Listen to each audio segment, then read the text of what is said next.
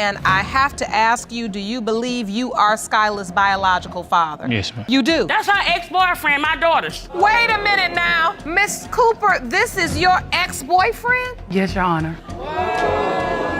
That was a mistake, Your Honor. And that is not the person that was supposed to stay in that apartment. It was someone from California that was advised to me. That's who was going to stay in the apartment. She wanted me to stay in the apartment after her son passed away. You came and stayed there when you were pregnant. Yes, I did come to stay there. And the time when I was staying there and after I moved back to my parents' big house. Okay, hold on. So her ex is your friend? Yeah, told me if I... Now we're getting places. Well, we were friends. We were friends. So you went over there, got the car, but when you get to her house, your boy's girl was flirting. No, she didn't flirt till I left. Like 5 minutes later, she sends me a text message. Oh.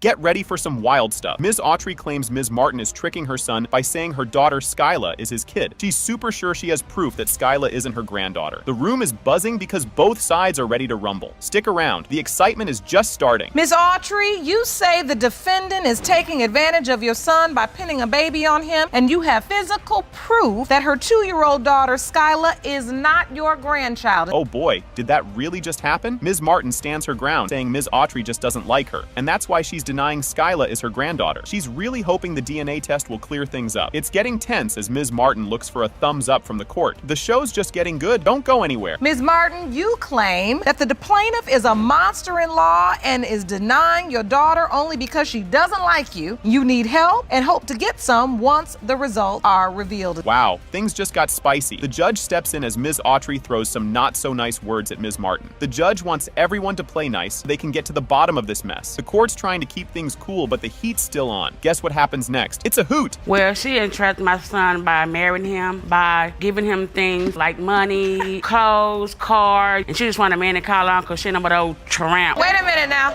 Let's use respectful language. I want to understand this. You say she entrapped him, but she's giving him money. She's doing this. She wanted a man of her own. Yes, Miss ma'am. Autry, really? Why would you say that, Miss Autry? Because you do, Miss Tramp. You've got to hear this. Ms. Autry tells a wild tale about trying to crash Ms. Martin's wedding. She found out last minute and dashed over there to put a stop to it, showing just how far she'd go to break things up. This bit is just nuts, and just when you think it can't get any zanier, it does. Because I got a phone call, so I was getting married down to my house, so I was on my way walking down there to start the marriage, and my friend, that's why I was going out to go start the wedding. She tried to stop the wedding, Your Honor. She tried to stop the wedding. Way too close so you can get married to him. You can't talk that fast, then turn to the side. I can't even read your lips. I felt like I was at an auction or something. I was like, what? Just when I thought it was all over. Despite Ms. Autry's wedding crash attempt, Ms. Martin says they just moved the party elsewhere and tied the knot anyway. The whole wedding crew just picked up and moved, showing they're not giving up without a fight. And the craziness doesn't stop there. More wild stuff is on the way. But you all ended up getting married on that day anyway, in another location. Yes, Your Honor. Did your whole wedding party follow you? Now I'm curious. Yes. Miss Autry trailing behind? Well, I don't get how that worked.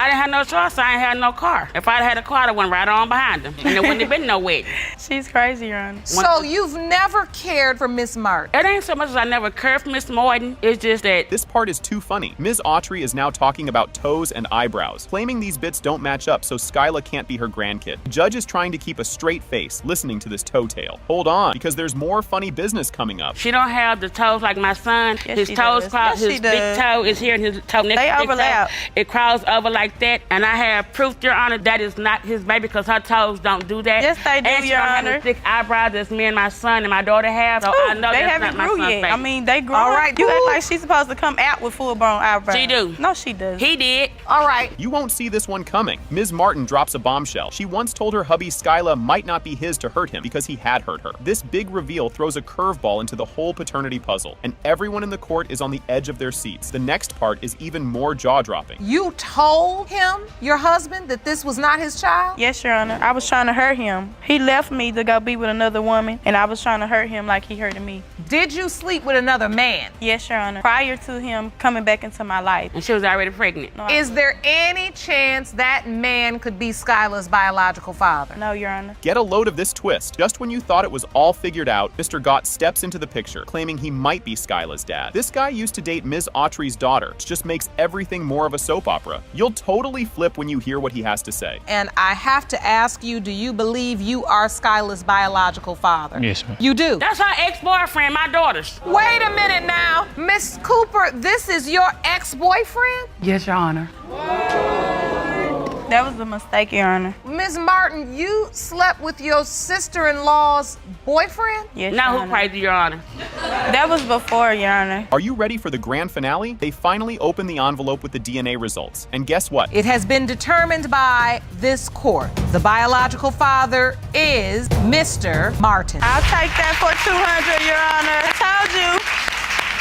I told you. And you believe this? Ms. Hall is super mad at Mr. Richards because he won't admit he's the dad of their 1-month-old Damani. She and her mom are totally ticked off, saying Mr. Richards is ignoring them and the baby. Just wait for what's coming up next. It's a doozy. Ms. Hall, you and your mother are furious with the defendant because he denies your 1-month-old son, Damani, and does nothing to support him. Oh boy, did that just happen? Mr. Richards is tossing back the blame, claiming Ms. Hall just wants him to be the daddy because she likes him too much. He tells her to go find the real dad because it ain't him. Hang tight, the judge has got a zinger coming up. Mr. Richards, you believe that Ms. Hall is claiming you are the father because she wants to be with you. You say Ms. Hall was thirsty for love and she needs to go find her child's real dad. Whoa, did he really just say that? When the judge asks if he's done anything for the baby, Mr. Richards is like, nope, nothing. He's sticking to his story that he's not the dad. No way, no how. Buckle up because the courtroom's about to get even spicier. Mr. Richards, you haven't done anything for the child at all.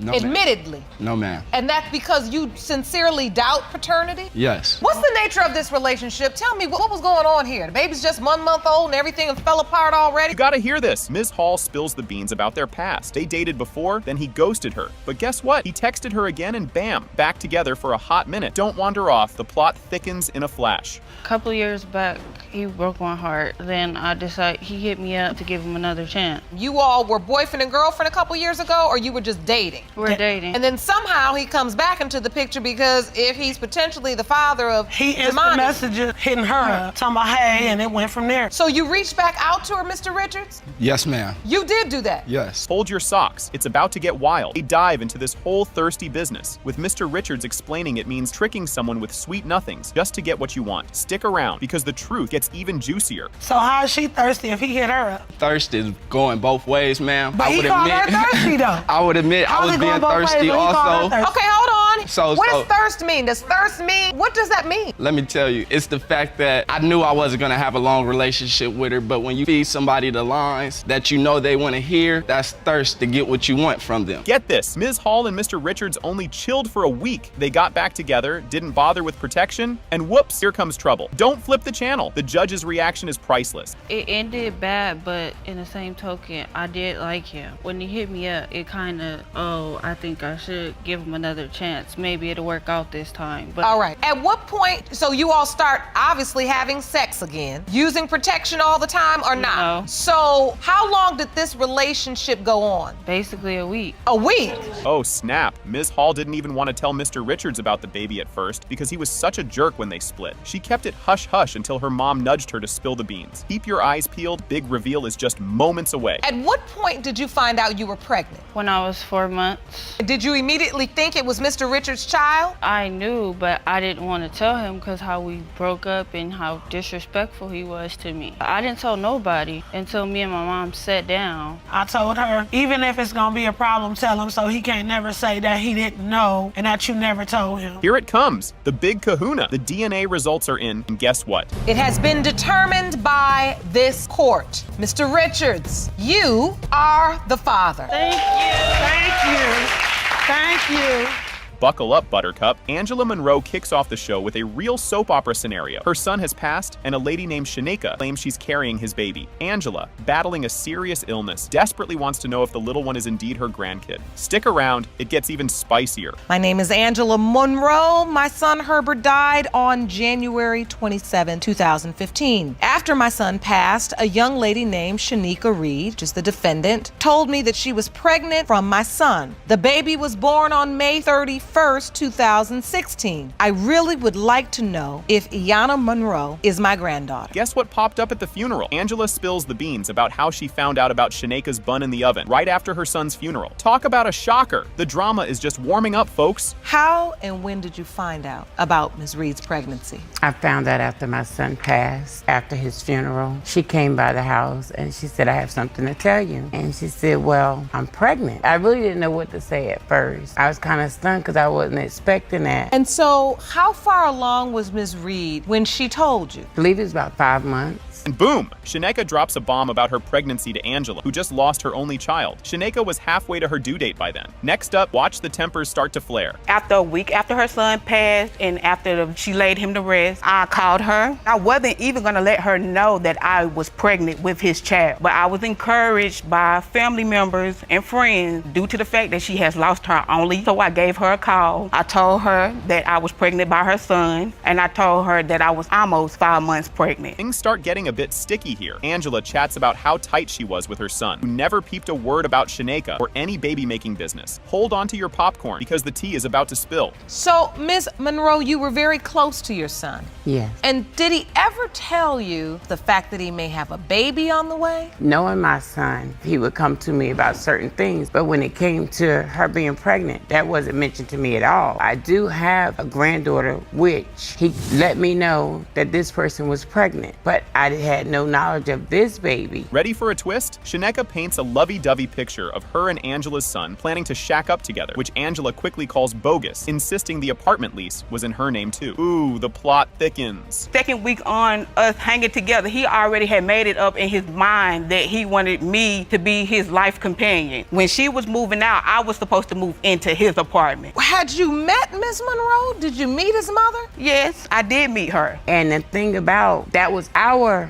apartment, me and my son's apartment. You even said this is Ian's apartment. Yikes, raise your shields. A fiery debate breaks out over who paid what and who lived where, digging up a whole garden of beef between Angela and Shaneka. And guess what? It's not over yet. Nobody can take my son. God took my son from me. I wasn't gonna leave my son to be anywhere else. And that is not the person that was supposed to stay in that apartment. It was someone from California that was advised to me. That's who was gonna stay in the She wanted apartment me to with stay my in the son. apartment after her son passed You away. came When she and was stayed moving, there when you were Yes, I pregnant. did come to stay there. And the time when I was staying there, and after I moved back to my parents' big house. Okay, hold on. Hold your horses. Here comes a doozy. Post-baby birth, Angela's thrilled but skeptical, especially when Shaneka starts pressing for DNA test money. Tension's cranking up, and you won't want to miss what's next. Called me after the baby was born. Of course I was excited. Well, if you don't have nothing for her, you're gonna pay for the DNA. That costs $400. I said, well, you pay half, I'll pay half. Why would I pay half on a DNA test that I'm not gonna get the results from? And then you could just say, oh no, I got the results, and they say, you're not the grandmother of this baby. No, I'm not gonna pay. That's what you don't understand.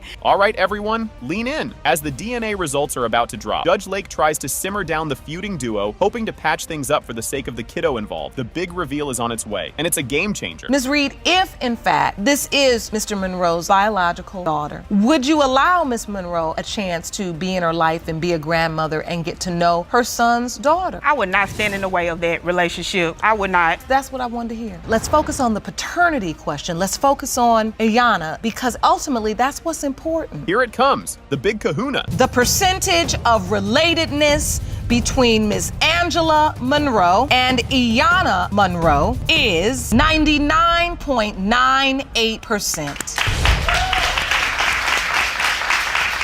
Things kick off with a bang in the courtroom. Judge Lake gets everyone seated, and Jerome rolls out the case of Bell vs. Clemens. Mr. Bell claims he's shelled out $7,000 on a kiddo he's sure isn't his, and accuses his ex, Ms. Clemens, of pulling the wool over his eyes. He's betting all his chips that the DNA test will clear his name. Strap in, folks. The roller coaster is just leaving the station. Mr. Bell, you say you've spent approximately $7,000 caring for a child you are positive is not your son, and you know who the father is. You say your ex-girlfriend, Ms. Clemens, duped you into believing her 8-month-old son, Major, is yours, but you are certain today's DNA test will prove you are not the father. Hold on to your popcorn. Here comes a curveball from Ms. Clemens. She throws Mr. Bell's accusations right back, insisting the DNA test will show he's indeed the daddy of little Major. She talks up all the stuff Mr. Bell has done for them, like moving states and buying loads of baby gear, making it clear he's been super involved. Buckle up. It's about to get even wilder from here. Ms. Clemens, you say Mr. Bell's accusations are false, and you're certain the test will prove Major is his son. So, Mr. Bell, what have you done for Ms. Clemens and her son? I've done everything, Your Honor. I moved from California to go be out there with her with the baby, diapers, cars, car notes, strollers, boxes,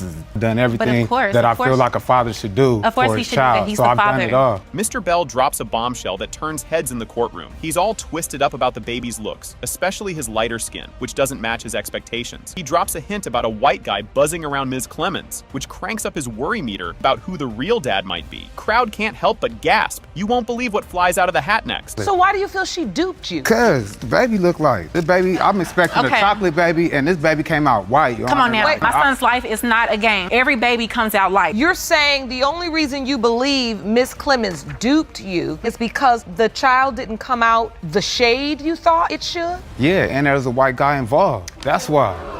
Ms. Clemens grabs the mic to clear the air. She explains the white guy is just a client who wanted his hair braided. Nothing fishy there. She stresses there was zero romance, just some hair business. The court buzzes as they chew on this new tidbit about racial expectations and innocent hair appointments. Get ready for a twist that'll make your head spin. So far as the white guy, we had no physical. He texted me. The day that he seen the message, we actually met the day before that, and he wanted me to do his hair. It was never nothing physical, nothing. So wait, the white guy wanted you to do his hair? Yes. The white guy won't braid. He has braids in his hair. Okay, I actually have seen that before. So he wanted to get his hair braided. You're saying you've never heard of such? Here comes the showstopper, Mr. Bell's photo evidence. Pulls out a photo book to prove his point about the baby's unexpected light skin, even throwing in a baby morph pic to show what he thought the baby would look like. It's his way of saying, something's fishy here, folks. Hang tight, because the next reveal is a doozy. Okay, Your Honor, this is me. As you can see, I'm dark skinned, not super dark, but I'm a dark skinned, you know what I'm saying, fella? And this is Miss Clemens, and you see she's like a cinnamon brown, you know what I'm saying? So I did a baby morph, what looked like with all, you know, with it being us, and this is what I got. And then this is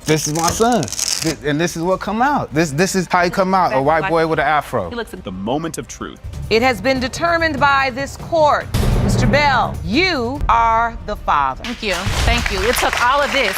It took all of this just to show you. It doesn't make sense. It took all of this. Guess what? This circus is just getting started. We dive into the case of Kane versus Wright, where the air is thick with drama over who's the daddy of little Ariana. Everyone's on edge, waiting to see how this wild ride of trust issues and bumpy love unfolds. Get ready, the roller coaster is leaving the station. Ms. Kane, now you say you've had an on-again, off-again relationship with Mr. Wright past 3 years. In addition to questions regarding your daughter's paternity, you say your relationship has suffered from instability and constant mistrust. Yikes, talk about starting off with a bang. Mr. Wright is throwing shade left and right, doubting he's the father because of Ms. Kane's so-called fibs. He's ready to bolt if the test says he's not the dad. Talk about high stakes. Strap in, it's about to get bumpier. Mr. Wright, you say that Ms. Kane has repeatedly lied to you, and you have every reason to doubt the paternity of 1-year-old Ariana. Now, you confess that if the results of today's paternity test prove you are not the biological father, you plan to walk out of this courtroom and have nothing to do with Miss Kane again. Whoa, things just got twisty. Plot thickens with a tangled web of X's and oopsies. Everyone's up in each other's business, blurring the lines between past flings and current Klingons. Keep your eyes peeled. The next turn is a doozy. So her ex is your friend? Yeah, told me if I... Now we're getting places. Well, we were okay. friends. We were friends. So you went over there, got the car, but when you get to her house, your boy's girl was flirting. No, she didn't flirt till I left. Like 5 minutes later, she sends me a text message. Oh. Here comes the wacky part. The plot jumps to a whole new level of crazy when we find out Ms. Kane might have been a bit too friendly with a tow truck dude right after meeting him. Ooh, the drama. Hang on, there's more wackiness ahead. So you started dating? Yes. And at some point during this time, you got pregnant? Yes. Well, before that, I mean, we started dating, then her ex-boyfriend's always sleeping in her bed with her. What? No, it wasn't like that. He came over to my house because when he helped me move in, he needed somewhere to stay. My friend was sleeping on the couch. We had what about the beds. floor? Now, you know you're in court, Ms. Kane. Yes. Get a load of this mess. The courtroom is buzzing with tales of double dates and sneaky meetups. It's like a soap opera in here, with all the backstabbing and jaw-dropping gossip. You won't believe what's up next. I don't believe that at all. There was one instance. She went out, she lied to me, told me her friend, they were gonna have a girls' night out. Well, my boy was a door guy at the bar. Come to find out, her ex's friend, and her girl were all on double dates together. We were on a double date. One of my friends, she asked me to go with her to meet this guy. My ex was there too with his boy. And you thought it couldn't get messier. It's a free-for-all with exes popping up like whack-a-moles and everyone's story getting knotted like last year's Christmas lights. Brace for impact. The truth bomb is about to explode. You all see each other, but you also have relationships with your exes. But see, I admit what I've done. I had a friendship with my ex. And now that was all it ever was between him and I. You leave the bar at 10:30, go to his house till 6 in the morning. So, because they wanted to go, and I wanted to go. Okay, I've heard it's because enough I didn't of have this. my phone. He I've heard stole enough my of this, phone because from me. regardless, Things just hit the feels train. The feels are real as Mr. Wright spills the beans about maybe not being the daddy. Emotions are flying high, and the suspense is through the roof. The big reveal is just around the corner. She told me twice that it might not be mine. She and then told you? while she was pregnant. And then again, months ago, she told me that she wasn't because mine. she just validated your assertion. I mean, just a couple months ago, she told me. We got into an argument, and I was like, I'm going down and filing for full custody. I'm going to file for paternity test, and I'm filing for full custody. She was like, you might want to go file because she probably ain't yours anyway. Oh, that's when she said it. And now for the grand finale. It has been determined, Mr. Wright, you are Ariana's father. Buckle up, folks! The case kicks off with the court clerk rolling out the red carpet for the drama of Coates Hooker vs. Baker. Judge Lake steps up to the plate, and the plaintiffs, Ms. Hooker and her mom, strut in, claiming Ms. Baker's late son is the daddy of Ms. Hooker's kiddo. The circus is just getting started, so keep your eyes peeled. Ms. Hooker, you are here with your mother because you say the defendant's son, Mr. Abraham, fathered your 10-month-old daughter, Kanaya. You say that Ms. Baker and her family's public denial of this child has caused you pain, and you are here for an apology and to prove her son is the father. Things are getting juicy now. Ms. Baker and her daughter stand up for her son, Mr. Abraham, who's sadly not with us. They're throwing a curveball by doubting he's the dad because Mr. Abraham wasn't sure himself before he passed away. Get ready. It's about to get even more bonkers. Ms. Baker, you and your daughter are here today to represent your son, Mr. Abraham, because tragically, he was killed 3 months after the birth of this child. You say that before his death, your son expressed great doubt that he was the father of Ms. Hooker's baby, and you are here to put the lies to rest. Feel the heat turning up? Ms. Hooker spills the beans on how tough it's been, with Ms. Baker's crew denying her baby's paternity. She talks about feeling left out like the last kid picked in dodgeball, not caring what others think anymore. Brace yourself, because there's more drama ahead. I'm just sad sometimes. I try to deal with it now. Like, I really don't care no more. That's how I feel. I don't care anymore. I don't care who feel nothing about my baby. I don't care. It just seemed like everybody else was looking upside my head like I'm an animal. Like, every time I'm sitting down doing something, they looking at me like I'm the outcast of the group. She looked like me, so why is it a problem? That's why I just say I don't care about nothing and none of that. You'll never guess what's next. Ms. Coates jumps into the fray to defend her daughter, pointing fingers at Ms. Baker and her family for the heartache they've caused. She insists the negative chit-chat has really hurt Ms. Hooker. Just wait till you hear what pops up next. It's not that she don't care. Her feelings been hurt, so she hold a guard up. It's not Miss Baker who denies Kenaya. It's her family who makes my daughter to be his baby. She fat like them and a whole bunch of stuff. Never from Miss Baker. It's always her family who always have something to say about my grandbaby. My daughter's feelings have been hurt. Whoa, things take a serious turn here. Judge digs deeper into how Mr. Abraham died. Ms. Baker shares the heart-wrenching story of her son being shot and dying soon after, which really throws a shadow over everything. The emotional meter is about to explode, so don't go anywhere. May I ask what happened to Keyshawn? He was shot on a Sunday and he died that Friday. I'm so very sorry. A test done because of what the other young man said, and you know. What did the other young man say? He told Keyshawn that when he wasn't around, he was supposedly sleeping with Danita. Now, here's a twist. A relative remembers Keyshawn acting all fatherly before he died, which kind of clashes with his iffy feelings about being the dad when upset. The plot thickens. What comes next is a real jaw-dropper. Your mind, Keyshawn accepted that he was the father of this child. Yeah, in my mind. From the way he behaved at your home. Mm-hmm. I think he just went off what they're saying in their circle of kids. You know, they talk, they have their... The boy was telling him that, you know, when you were away... Hang on to your popcorn. This part's a doozy. They dive into why Kania wasn't mentioned in the obituary, stirring up a hornet's nest of feelings and making Ms. Hooker super upset. The tension's building, and you won't believe what's thrown into the mix next. What did I do to her? Oh, you can't go. Don't go there, Miss Blanche, because you know the truth is you. We're all here to talk, honey. This is I ain't never said yay or nay. All I say is what my baby said to me. Right. I've talked to her, and she know why we here. Exactly. And listen. Yeah, I'm the one who and wrote that's the all I'm concerned with. All this other bickering and I don't got time for it. Grab your snacks. It's showtime. Moment of truth arrives with the DNA results. Drum roll, please. Baker, Mr. Abraham, and Kenaya Abraham is 0%. This is why right here. Miss Baker, are you all right? Do you need to sit down? Do you need to sit down, ma'am? Ms. Almanza, how do you know that? He's had a child with my relative. No, it's not. Oh! That happened during the time me and her, we had our little timeout. This DNA test proves that I am Elena's father. I will fight for my full custody rights. And I will fight you for custody. There's no way he is getting my daughter. No, this is our child, not yours. There's no way that he's getting full custody of my child. During that time, we were having unprotected sex. I had told him that I wanted another child with him. He's even said that, if a woman says that, they want another child or a child with him, that he feels the need that he has to. What?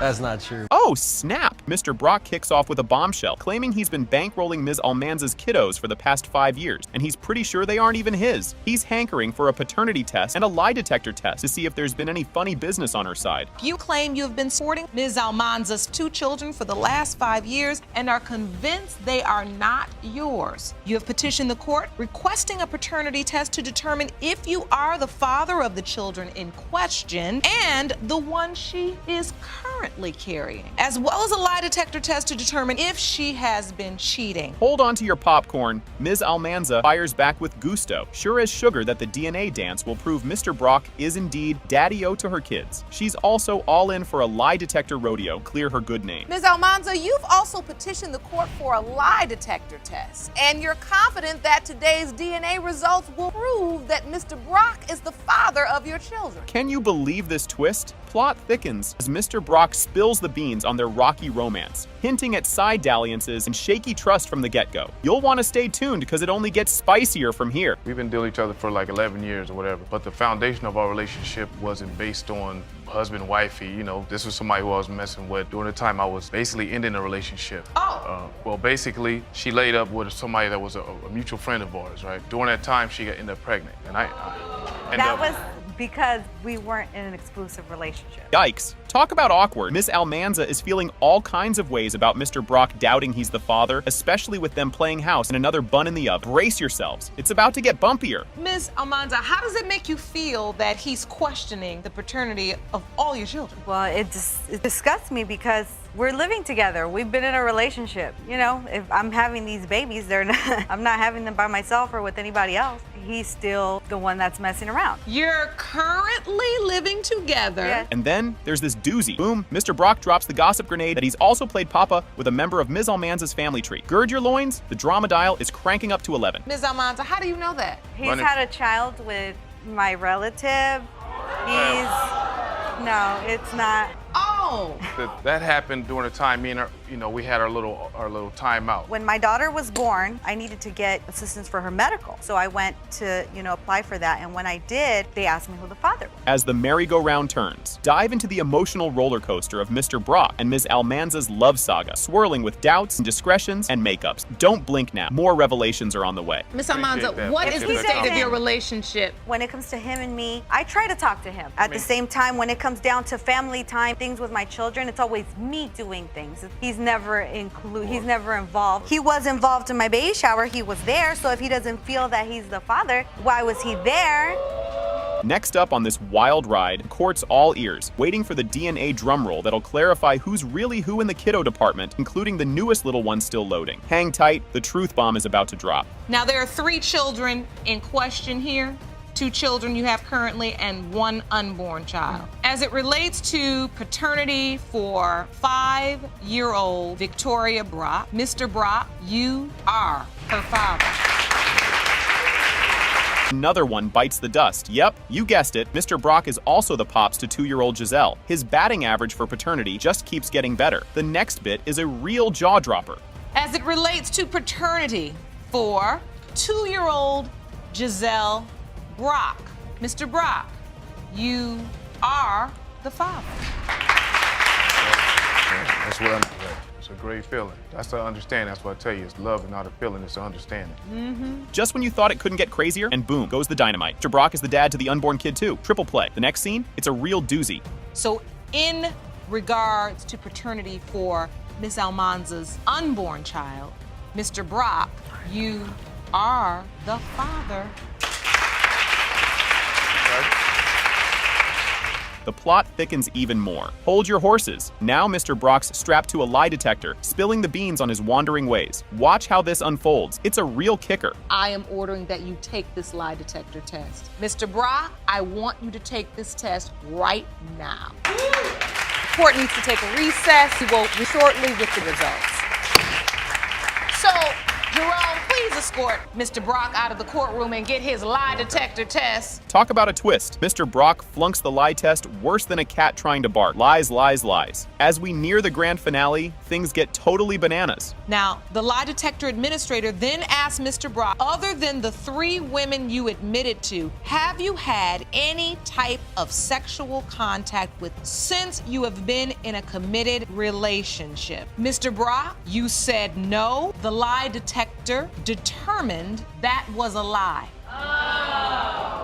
Oh boy, here we go. Miss Young and her daughter storm into court, ready to drop some serious family drama. They're here to prove that Johnny Wallace, Miss Young's late common-law hubby, did not father Miss Patton, as Miss Terrell claims. Miss Young is also chasing down over $12,000 in Social Security benefits he thinks were snagged by Miss Patton under false pretenses. Just wait until you hear what's up next. This is just the warm-up. You and your daughter are here in court today to prove that your deceased common-law husband, Johnny Wallace, did not cheat on you with Miss Terrell and father her daughter, Miss Patton. You say once the results prove he is not Miss Patton's father, you will sue to recoup all of the Social Security benefits that she wrongfully received after his death, totaling over $12,000. Fasten your seatbelts, folks. Miss Terrell steps up with a zinger. She admits Wallace was called dad by her daughter, but says she kept her kiddo away from his crazy lifestyle on purpose. She's all in, hoping the DNA test will clear the air and plant her daughter right in the middle of the Wallace family tree. But guess what? There's a twist coming that'll knock your socks off. Terrell, you say Mr. Wallace never denied your daughter. It was you who chose to separate your daughter from Mr. Wallace's crazy lifestyle. You claim that once the DNA test proves you right, you want your daughter, Miss Patton, to be accepted by the Wallace family. Hold on to your popcorn. This gets juicy. Miss Young spills the beans about how she first got wind of Miss Patton possibly being another one of Wallace's kids. This bomb dropped only after the Social Security check started rolling in. And yep, Miss Terrell confirms all the whispers. Wallace knew about his other daughter, but had a whole soap opera going on with other ladies too. Stick around. The emotional roller coaster is just getting started. The jury is still out on that one. I never found out. All I know is that I've known him since I was a teenager. We lived together, and I never knew of Kaisha being his daughter, and still don't till this day. Kids start getting Social Security. I got a letter from Social Security indicating that someone was applying for Kaisha Social Security for her father also. Grab your tissues. This part's a tearjerker. Miss Patton recounts a rare and rather awkward meetup with Wallace, orchestrated by her grandma. It was a brief chat, with no father-daughter bonding to write home about. Meanwhile, Miss Young's daughter shares her own tale of discovering she might have a sister, leading to a stern family showdown with Wallace denying everything. Oh, the drama. Trust me, it's about to crank up even more. My grandmother, she said, tell her, just stood there. I'm your daddy. I said, are you? Kind of went back and forth, and he was like, well, I'll talk to you later. I gotta go. Took care of some other stuff around the house, and then he shortly left after that. And you were still there? Yes. That encounter,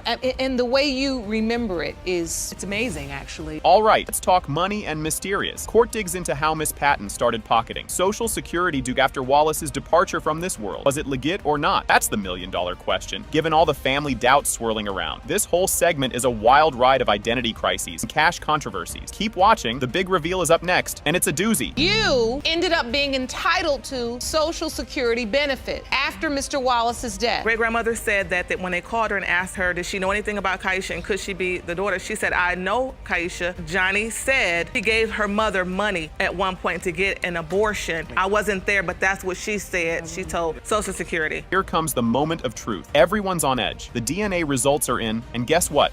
It has been determined by this court. Miss Patton and Miss Stapleton, you are not related. buckle up. Mr. Webb drops a bomb right out of the gate, claiming he woke up from a coma to a world where Ms. Forrest not only had moved on, but was also pregnant. Could the baby be his, or is it her husband's? Drama is just getting started, and it's already soap opera level good. Mr. Webb, you have been waiting 2 years for this day. You claim the defendant, Mrs. Forrest, left you for dead only to find out once you got out of a coma that she was pregnant and that the baby could be yours or her husband. Here comes the kicker. Mr. Webb is not just here to find out if he's the daddy. He wants full custody if he is. Ms. Forrest claps back hard, defending her family setup with her husband. Grab your popcorn. Ms. Forrest's reply will have you on the edge of your seat. My intentions are to fight for full custody rights if she is my daughter. Well, that's my daughter, and you ain't getting her. Ms. Forrest, how did you get yourself in this triangle? My husband got in some trouble, and I ended up meeting Mr. Webb through one of my friends. We hit it off, and then I ended up leaving Mr. Forrest for Mr. Webb. Just when you thought it couldn't get spicier, Mr. Webb and Ms. Forrest throw down different tales of their past fling. Each has their version of the truth, stirring up a storm of he said, she said. Stay tuned because the plot thickens right after this, and it's juicier than a reality TV show. It didn't happen like that at first. Yes, we was in love. I was on life support. That's not how it happened.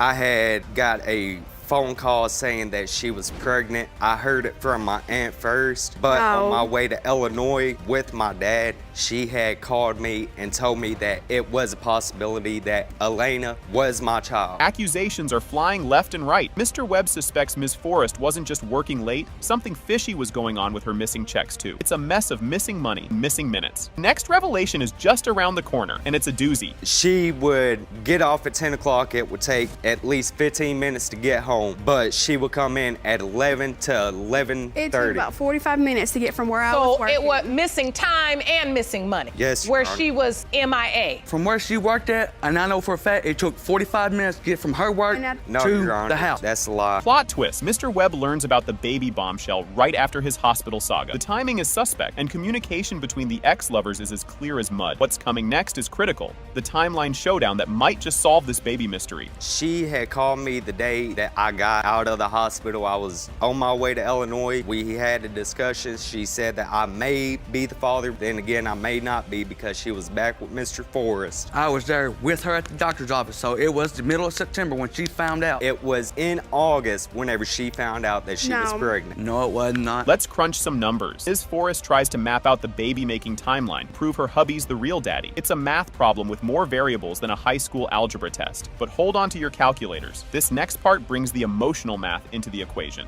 My daughter was born on May 9th of 2013, and then you take it back 9 months later, that takes it to the week of August 26th through August 31st. You were sleeping with just my husband. The thing about it, Your Honor, is the day that before I went on to life support, we did have sex. So you saying August 25th, you all were intimate? Talk about a tearjerker. Mr. Webb spills the beans that he's never even met the little one, thanks to Ms. Forrest's gatekeeping. It's a real heartbreaker. The upcoming custody battle chat, it's going to crank up the drama to 11. Elena is 2 years old. Yes, Your Honor. And you have still not held this baby? No, Your Honor. Never one time? No, Your Honor. I'm afraid that if he does get to see my daughter, that he can run off with her, and Because he's there's done nothing I threatened can her. do to get So her you back. admit, Ms. Forrest, that you've been blocking Mr. Webb from seeing Elena? Yes, Your Honor. And now, for the custody clash. If Mr. Webb is the dad, he's ready to battle it out in court for his child. Emotions are high, the stakes are even. Fasten your seatbelts, because the DNA results are next, and they're going to flip the script. This DNA test proves that I am Elena's father. I will fight for my This full is my custody child, rights. and I will fight you for custody.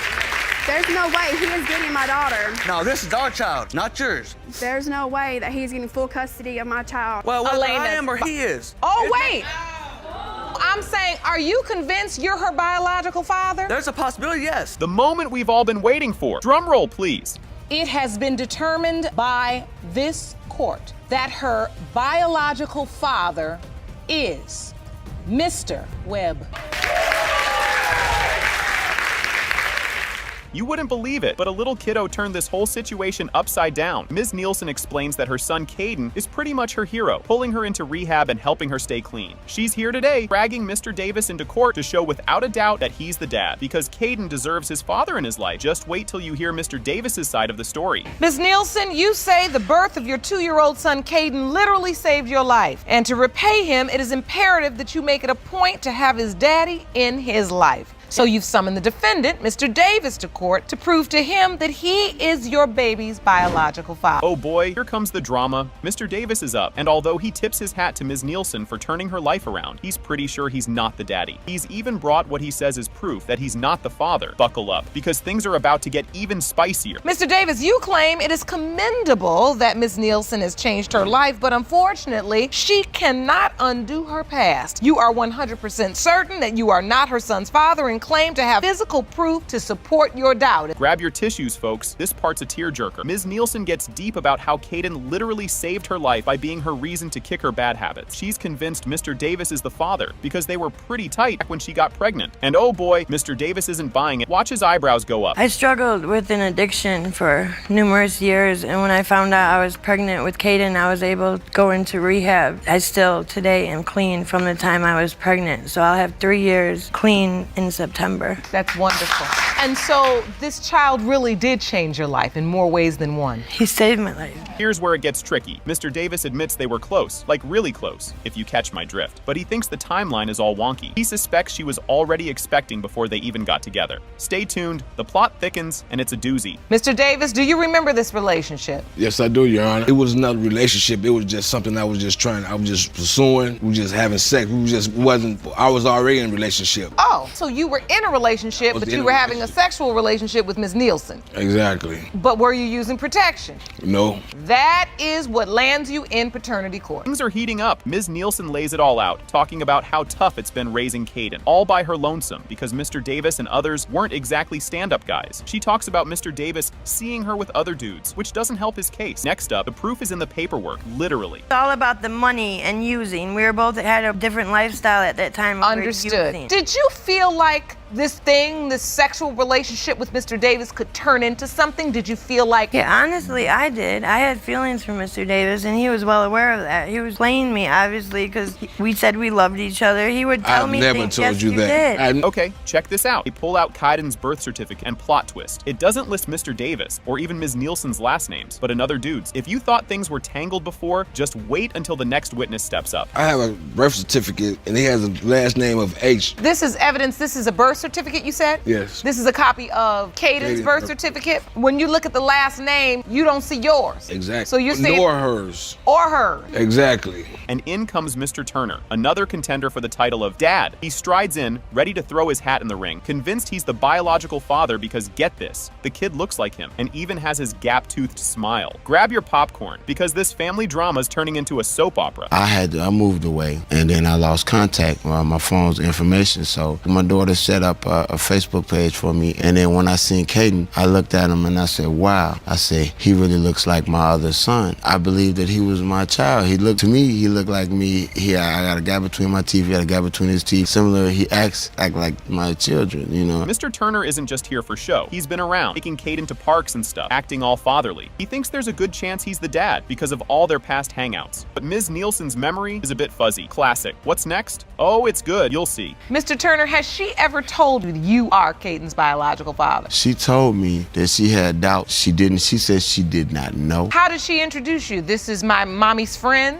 How did she introduce you? She didn't introduce me as dad. For that reason, I never pushed the issue, because I said before I wanted him to call me dad, I wanted to know if I was his true father. Big reveal is here, folks. Everyone's on the edge of their seats as the DNA results are read out loud, and bam! It has been determined by this court. The biological father is Mr. Davis.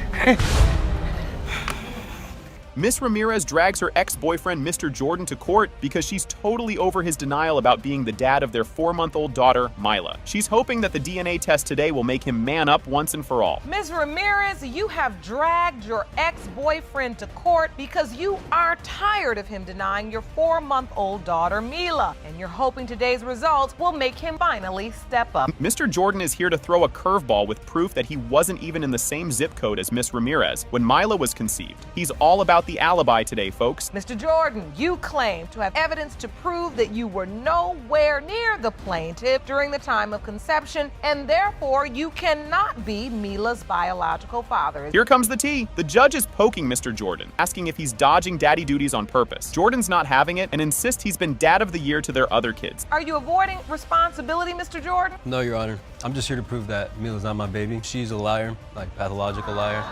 We have 2 other babies together, and I've taken care of Levi and Adrian. Like, I've stepped up. I've changed their diapers. Like, Adrian was here for 7 months. I took care of him. So, like, I do everything for them. Get ready for a plot twist. Miss Ramirez claims they had a not-so-little rendezvous that led to Mila. According to her, unprotected meetups were on the agenda during his visit. The week he had came to visit, he was coming down with a friend. During that time, we were having unprotected sex. I had told him that I wanted another child with him. He's even said that, if a woman says that, they want another child or a child with him, that he feels the need that he has to. What? That's not true. Can you believe this guy? Mr. Jordan pulls out a pay stub dated right in the middle of when he's supposed to be off making babies. He claims he was punching the clock in Georgia, not playing house. I have proof right here that I was in Georgia. I got a pay stub. If I could submit this from. Yes, I'd like to see that. This is a check for you, Elias Jordan, dated the 22nd of March, 2018. That's the week you say, Ms. Ramirez, he was down there with you. He had said that he was gonna receive his other check late, so that could be the reason for the date. No way. There's more. A new witness, Miss Gilliard, steps up and drops a bomb. She claims Miss Ramirez told her someone else might be the daddy. I knew more certainly when she herself told me. She asked us to stay with the boys and that she's gonna take Mila to go see her dad. She didn't say, oh, this might be the dad. She said, I'm going to take Mila to see her dad. He's gonna give me money for her. He wants to see Mila. Yikes, grab your popcorn. Now everyone's throwing shade about who did what and who's trying to wreck whose new relationship. Miss Ramirez and Miss Gilliard are not pulling any punches. She's been trying to do that for a while. I know what she's up to. She's a very emotional, petty female, and you're saying you don't want this to be his baby, and you're telling us that this is a possibility. What female puts a possible father on the last name on a baby? That wouldn't be me. But Miss Gilliard. And now, the moment we've all been waiting for. It has been determined by this court. Mr. Jordan, you are the father. Get a load of this. Ms. Smith is quizzed about knowing a kiddo named Malachi if he might be related to her. She totally knew the kid existed, but had no clue he could be her. It's like a surprise family reunion without the cake. You'll be shaking your head at what comes next. So, Ms. Smith, you, all of this time, knew Malachi existed, knew who he was. Your nieces talk about him. Yes. But never knew he could potentially be your nephew. Miss Laster make you aware, and how did she go about telling you? Just saying that, this could be your nephew, it really could. And then when you asked her, why would you tell me what's going on? Wait, check this out. Ms. Smith just dropped a bombshell that she only first met Malachi the day before the court session, after he'd been around for 4 whole years. Talk about an awkward first meeting. Grab your popcorn, because the plot thickens from here. I didn't even know who Malachi was. Yesterday was the first time I even touched that child. So yesterday was the first time you ever seen him in person? Not until yesterday. In 4 years? In 4 years. I never knew nothing about him. Oh, that's precious. All right, things are getting spicy. The court dives into the tangled web of Ms. Laster's love life, revealing she had multiple partners and Malachi might have been conceived. The judge isn't having any of the vague answers and is poking holes everywhere. This is turning into a real soap opera, and you won't want to miss what's next. They love me. I've lived with Miss Dolores too, but that was the first time that I actually, met a man that cared for me, had my best interest at heart. It was too much for me. you know, you can only do but so much. It's not many things that you can go through to try to get DNA done for somebody that's deceased. It was even a hard time. The tension is real. Everyone's on the edge of their seat as the judge is about to spill the beans on the DNA results. This could change everything or nothing at all. It's the moment of truth, folks, and it's juicier than a reality TV finale. You'll want to see the faces when the results drop. When it comes to 3-year-old Jakari, it has been determined by this court the percentage of relatedness between Ms. Dolores Smith and Jakari is 0.00%. You are not related. Oh boy, here it comes. Crowd goes wild, and not in a good way. It's like expecting a plot twist in your favorite series, but you guessed it right from the start. Don't go anywhere. The drama doubles down just ahead. You're not at all surprised. You just say thank you. Do you know who your child's father is? Yeah. Why would you put Miss Smith and her daughter through this drama? But I also was sleeping with Travis. I knew when you disappeared. And then she found you at the Martin Luther King parade, just walking around. Yeah. Hold your llamas, folks. Another DNA result hits the fan. The percentage of relatedness between Ms. Dolores Smith and Malachi Laster is 0.00%. You are not related. I would never hold anything from my children. Okay, now accept being wrong because I can accept it from my son. Why didn't you tell him, Miss Smith? I ain't tell him because I cheated with my previous kid's father. She called me like around 5-something, but I'm trying to test her and see how loyal she is, You right? don't have to test nobody So that you're look, in a relationship I'm trying to see with. how loyal she is. 3 in the morning, knock on the door. But I don't owe you nothing. You owe me everything. I don't owe you nothing. Never too late for a mother to love her child. It is never too late.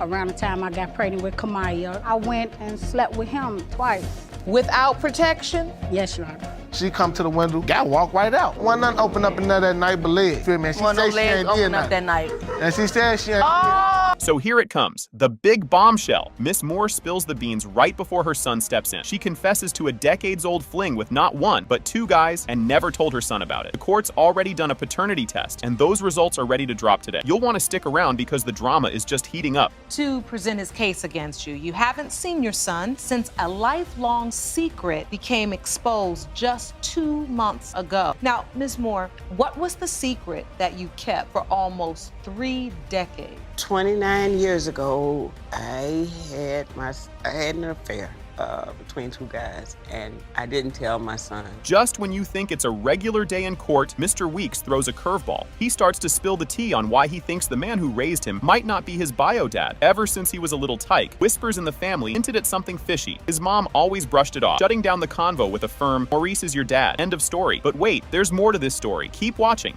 It started around like I was 9 years old. I kept hearing rumors from outside family members that Maurice might not be my father or I might not be his son. Your Honor, he never asked me. Had my son asked me, I would have told him. I told her, you know, I came to her and asked her. She always told me Maurice is your father. And then, the plot thickens. Miss Moore is on the defensive, tackling accusations that she never faced questions about the paternity thing. She claims she'd have told the truth if only her son had asked straight up. But she also didn't want Granny throwing a fit, so she kept it zipped. Things are about to get even juicier, so don't go anywhere. He never asked me.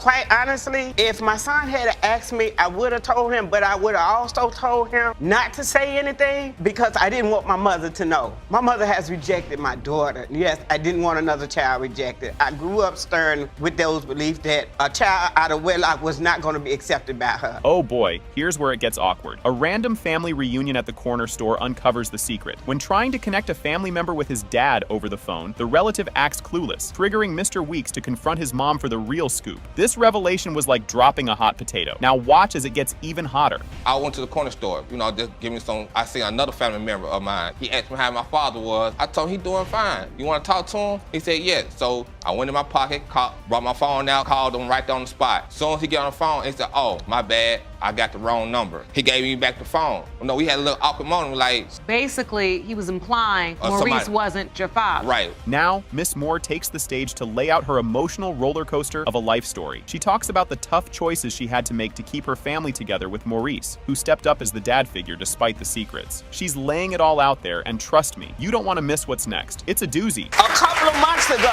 he broke out. He came into town. I didn't even know my son was coming into town. He came out with it. I told him. I didn't know. Had he asked me at 9, if he had said anything at 18 when he graduated, yes, I still would have told him, but I would have still said, don't tell your grandmother. Get ready for some serious feels. Miss Moore dives deep into her soul, sharing how heavy this secret has weighed on her all these years. She paints a picture of a time when family shame was a big no-no, and keeping this kind of secret was her way of shielding her kids from grandma's harsh judgments. The emotional floodgates are open, and there's more coming down the river. When I was living with 2 other children plus Earl, with a man who accepted my children, who Earl know for a fact had a baby from 6 months old to 5 years old. Earl was on the road with this man. He bonded with this man. He loved this man. Jackie, I will be there for your children through everything. That I wasn't going to jeopardize my other children just for one. Here comes a truth bomb that shakes everything up. Miss Moore finally admits to doubting Mr. Weeks' paternity as he grew up looking less and less like Maurice. This confession is a gut punch to everyone involved, and she regrets the pain it caused. Hang on, because the next part of this saga is a real tearjerker. In a very short time frame, like maybe 24 to 48 hours. And then it became more doubtful as Earl started growing, and I noticed the difference. So this has been a painful secret for you to just hold in. My whole life I had doubts, yes, because I noticed things with Earl that wasn't a part of Maurice, didn't resemble Maurice. I lived it with him. Just when you think it's all been said, Mr. Weeks lays his heart on the line. He expresses how crushed he is by the ongoing deception and how it's messed with his head and home life. The feels are real, folks. And guess what? There's an even bigger reveal just around the corner. Mr. Weeks, did you grow up loving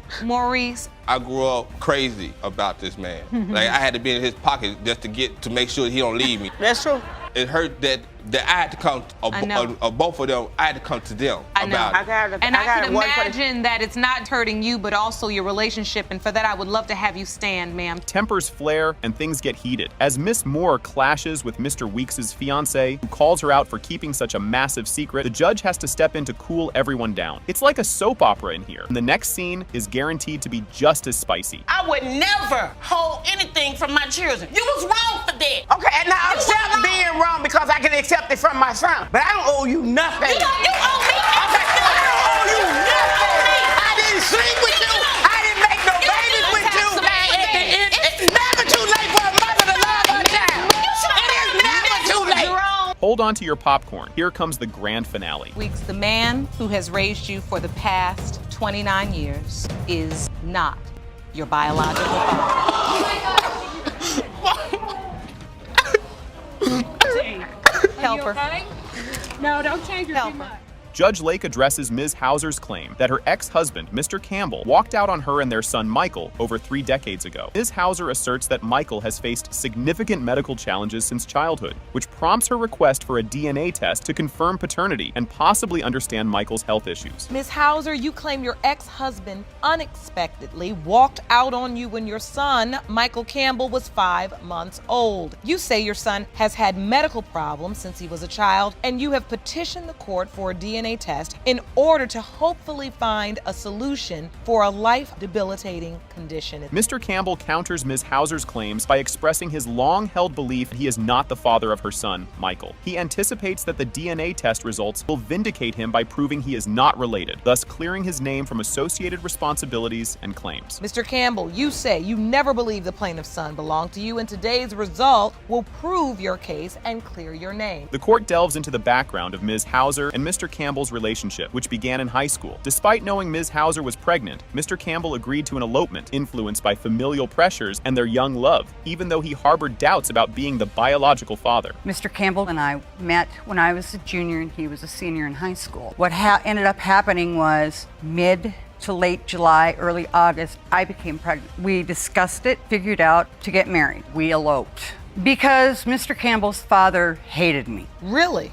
Absolutely could not abide me. A pivotal moment arises when Mr. Campbell reveals that he never believed he was Michael's father, leading Judge Lake to question the rationale behind signing the birth certificate and his subsequent actions, including an attempt to seek custody post-divorce. You did not? No, I never believed for 1 second it was. If Mr. Campbell was not Michael's father, why did he sign the birth certificate? Why, when we got divorced and his family tried to get custody of Michael? Did you sign the birth certificate? No, ma'am. I was in basic training in the Army when Michael was born. Did anybody bring a copy of this birth certificate? Yes, ma'am, I did. Mr. Campbell admits he knew from the start of their marriage that Michael was not his child, raising questions about his motives for marrying Ms. Hauser and the authenticity of their relationship, given the complexities surrounding Michael's conception and birth. You're saying you knew soon as when you married her that this wasn't your child. So why marry a woman pregnant with another man's child and you don't believe there's any possibility that it's yours? She was my first love, and we were kids, and I thought,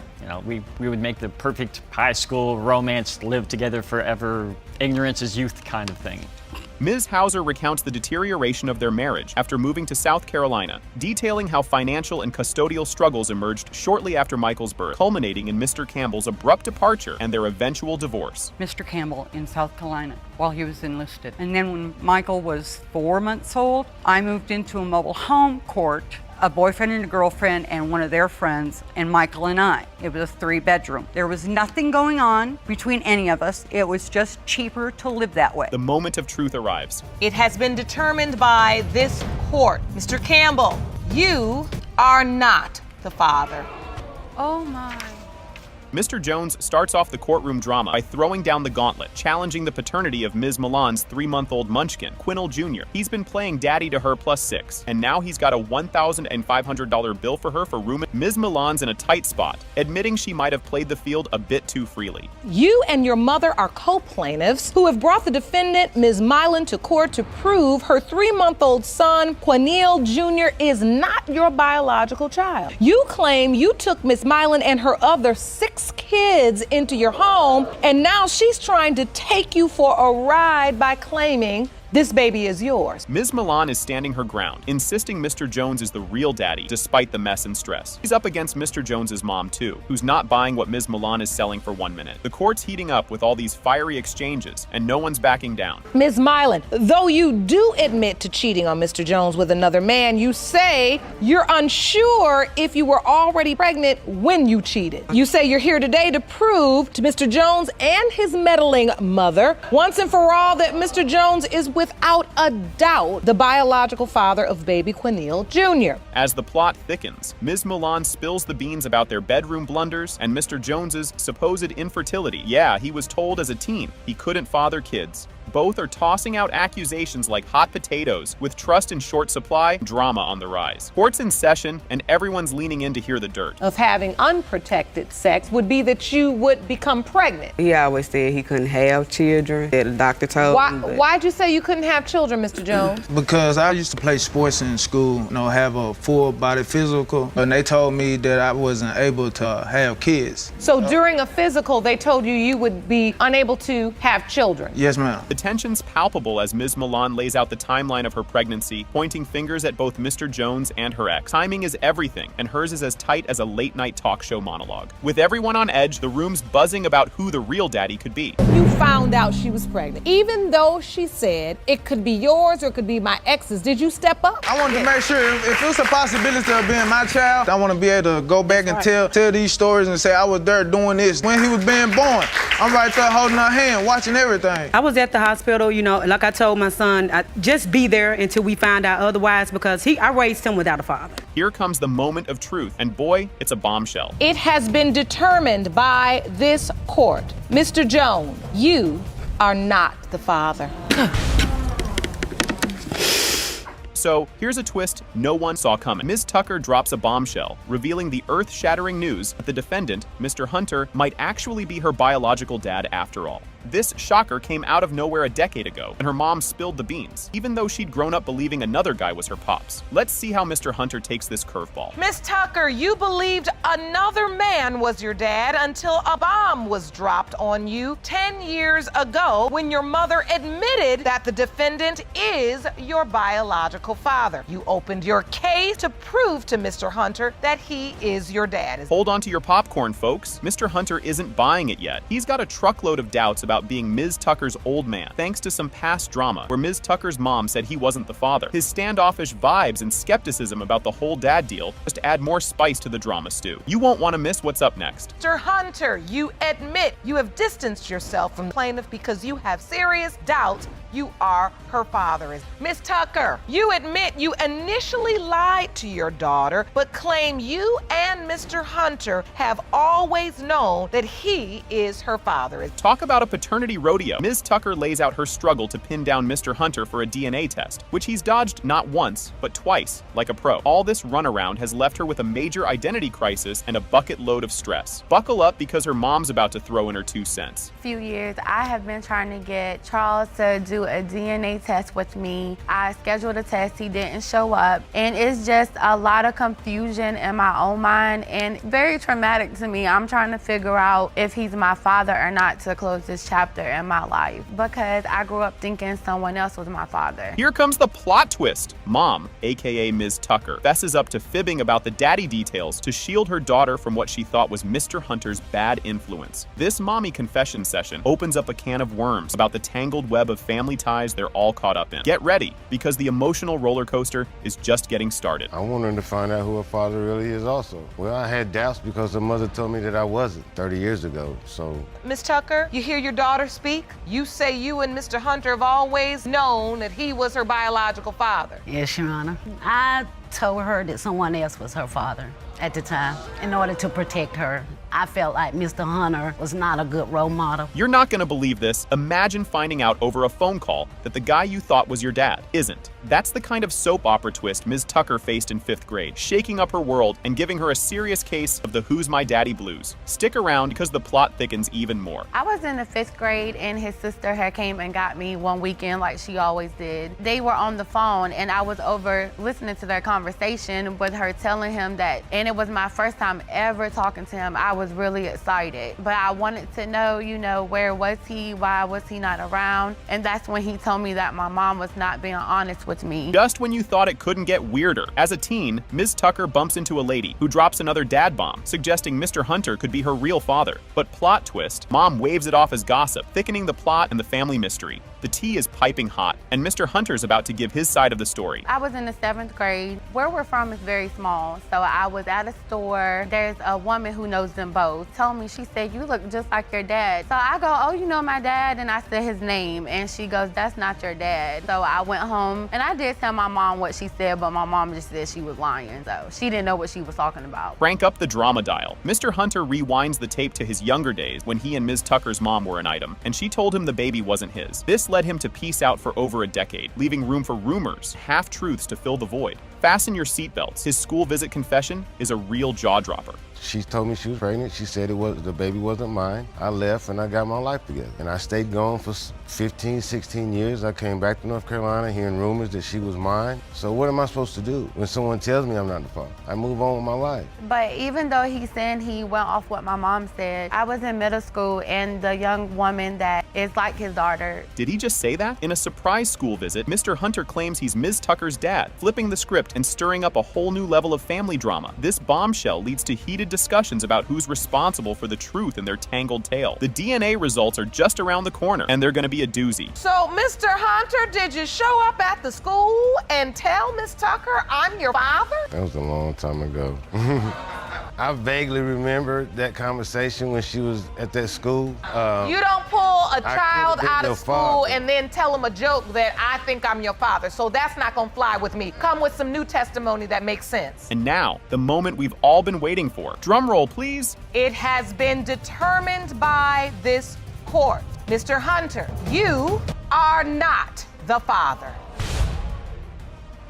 So, we're kicking things off with a bang. Ms. Smith marches into court, ready to prove to her fiancé, Mr. Hopkins, that he is indeed the daddy of their adorable 2-year-old munchkin, Kamya. She's all in, betting everything that the DNA test will call him Papa. Buckle up, it's about to get wild. Miss Smith, you've petitioned the court today to prove to your fiancé that he is the biological father of your beautiful 2-year-old daughter, Kamaya. Mr. Hopkins, you don't believe that you are Kamaya's biological father and say today's negative result would end all wedding plans. Yes, Your Honor. And boom, Mr. Hopkins drops a truth bomb. He's not buying the daddy title so easily because, get this, Ms. Smith has tossed out "you're not the father" a few times during their spats. Yep, it's like something straight out of a daytime TV drama with less hair pulling. Just wait till you hear what's next. I got doubt for my own reasons. For one, she told me herself a couple of times, numerous of times, that in an argument that Kamaya wasn't mine. And just to make you mad, it wasn't to. That ain't how you. That make ain't you. how you You do it. said that, Miss Smith. You said Kamaya's not your child. Your Honor, I done threw birthday parties for Kamaya. A second birthday party I threw for her. I provided. Hold on to your popcorn, folks. Things get spicy. As Ms. Smith admits she's been playing the "you are not the dad" card just to get under Mr. Hopkins' skin during their arguments. It's her go-to move in the argument playbook, apparently. But oh, the plot thickens. Mr. Hopkins has a receipt for every diaper he's ever bought. Let's see how this financial drama unfolds. What does it profit you just to tell a man that you truly believe is your child's father during an argument that he's not? It was to make him mad because I know that really bothers him because he and now he's countersuing you for $2,500 because now that he feels doubtful as to whether the child is his, he wants the money back that he's given to help support her. Oh, snap. Mrs. Smith confesses to a little side hustle with her ex around the time little Kamya was conceived. The audience gasps, the judge raises an eyebrow, and suddenly, it's not just a paternity test we need. It's a full-blown soap opera script. Don't touch that dial. Drama level is about to skyrocket. Why didn't you tell him, Miss Smith? I ain't tell him because I cheated with my previous kid's father. Around the time I got pregnant with Kamaya, I went and slept with him twice. Without protection? Yes, Your Honor. Just when you thought it couldn't get more tangled, bam, evidence time. Posts from Mrs. Smith's ex are making the rounds, claiming he's the real daddy. Mr. Hopkins' face must have been a picture. This courtroom has turned into a circus, and the clowns are just getting started. Oh, this is a post from her ex saying that the wifey and our new baby Kamaya. You testify that you have no doubt that Mr. Hopkins is Kamaya's father. I do feel he's her father. She looked like him, like they eyes, they nose. Your ex been excluded by a previous DNA test? No. Time for the main event, the verbal smackdown. Both sides are throwing everything but the kitchen sink across the courtroom. It's a he said, she said showdown that could rival any reality TV show finale. And guess what? The next part is the cherry on top of this courtroom sundae. She just a he in, ha and holding hands with him. I was like, girl, stop the madness. Did you or did you not have on a red and white top with some red and white pants? But that wasn't you. Before. No, look. Wait a minute. She so all that is a lie. And it only lend credibility to her testimony that she knew it was you if she knew you had that outfit. She a lie. Tell the truth. No, were you I was not at no Applebee's. Okay. The tension could be cut with a knife. DNA results time. Everyone's on the edge of their seats, waiting to see if Mr. Hopkins is the father or just a guest star in this family drama. The envelope, please. And prepare yourself, because this revelation is a doozy. You got something to say, man? Seem like you do. Keep on you holding us up. I want to know. I don't want to lose my family, but she ain't yours. What I tell you? So what I took for all this for you to tell me this? I don't think she yours. I don't know, man. I don't want to lose you. Do you want the truth or do you not? I would like the truth. The moment of truth arrives with all the subtlety of a sledgehammer. Mr. Hopkins, you are not Kamaya's father. Guess what's popping off today? Judge Lake kicks off the show with the case of Commons versus Baker, where Ms. Commons is dragging Mr. Baker to court to nail down paternity for her daughter, Reza. Ms. Commons is totally over it, saying Mr. Baker was all daddy mode at first, but now he's acting all brand new because he thinks she cheated. Ms. Commons, you claim the defendant has been denying your 2-year-old daughter Breeze and refuses to do anything for her. You are furious and testify that you are certain he is the father and plan to prove that today. Here's where the tea starts starts spilling. Mr. Baker drops the bomb that he started doubting he's Breeze's dad after a previous courtroom drama on Couples Court showed Ms. Commons might have played him. The audience is eating it up, and you can cut the tension with a knife. Mr. Baker, you claim you were a loving father for the first year and a half of Breeze's life until 5 months ago when you appeared in Couples Court and learned Ms. Commons cheated. You say Ms. Commons is a liar, but the DNA does not lie and will prove that you are not Breeze's biological father. Things are heating up now. Ms. Commons spills about how Mr. Baker's new attitude is messing with their toddler, Brez. She says Brez is all about hugs and cuddles, and Mr. Baker's cold shoulder is breaking hearts left and right. He know how my baby is affectionate. My baby got a skin fetish. She like to rub on people. So that hurt my feelings when he be like, go to your mama, and she be like, and she want you. She knows and that makes you emotional when exactly. It makes me emotional because the way she loves us, like the way she rubs his face. They got this little nose thing that they do. He be like, give me your nose, and she just be so happy. She be smiling and everything. She loves her dad. Boy, oh boy, check this out. Mr. Baker is seriously bugged by Ms. Commons' sketchy past, claiming all her secret texts and mystery calls got him wondering if little Breeze is even his. This bit is chock full of suspicion and side-eye. First of all, I got doubts because everything that come out of her mouth a lie. All the stuff she did in the past, just cheating with multiple people. Cheating with multiple people. I could catch her like, if her phone bing, she hide it. If my phone bing, you just want it. It could be, if my phone bing, it could be Jesus Christ. He gonna think it's I'm sleeping with. Oh my gosh. It's an exclusive. All right. Y'all won't believe this plot twist. In a wild move, Mr. Baker pretends he's out for the night to see if Ms. Commons would invite another dude over. And surprise, surprise, he catches her with another guy. Talk about a loyalty test gone wrong. Strap in, because there's more drama ahead. On 2 different days, though. It was a weekend, right? Basically, I'm gonna say this. One weekend, right, Friday, I'm going out, I go hang with the homies or whatever. She called me like around 5 something. But I'm trying to test her and see how loyal she is, You right? don't have to test nobody that you're in a relationship I'm trying to see how loyal she is. 3 in the morning. Knock on the door. She come to the window. Guy walk right out. Wasn't nothing open up in there that night but legs. Feel me? She say she ain't did nothing. That night. Just when you think it can't get any crazier, Mr. Baker's sister steps up and throws even more shade on Ms. Commons, saying she's seen her running around with different dudes. It's like a soap opera with these two, honestly. Me and Mary been friends, best friends, for 10 years. We used to run the streets together, which means like we was double dating, kicking it, going back to the clubs and stuff. And to fast forward up after that, we get down together. If that's the case, why you ain't been tell your brother like, don't get down with her, we got down together? I did tell my brother, but he was 19 up at telling him about you. No, and I felt like that you was just older and you taking advantage of him. Now, the moment of truth, everyone's on the edge of their seat as Judge Lake reads out the paternity test results, and boom. It has been determined by this court. Mr. Baker, you are the father.